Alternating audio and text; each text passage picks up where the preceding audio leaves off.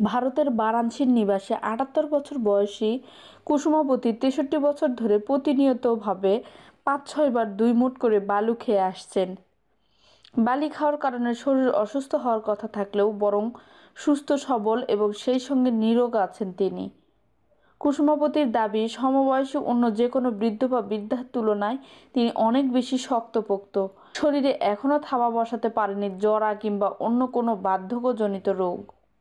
এখনও কৃষিকাজ করতে পারেন সকাল সন্ধ্যা।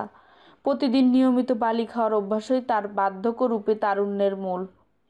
জানা যায়, মাত্র ১৫ বছর বয়সে কুসুমাবতী একবার দুরারোগ্য পেটের অসুখে শয্যাশয়ী হয়ে পড়েন।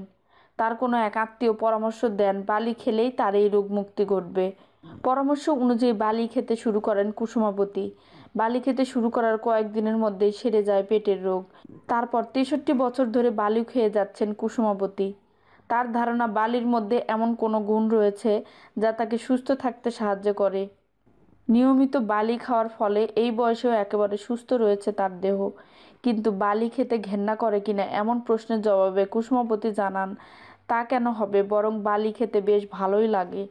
অনেকটা নুন চিনির মিশ্রণ যেমন হয়, তেমনই নোনতা মিষ্টি স্বাদযুক্ত হয় বালির।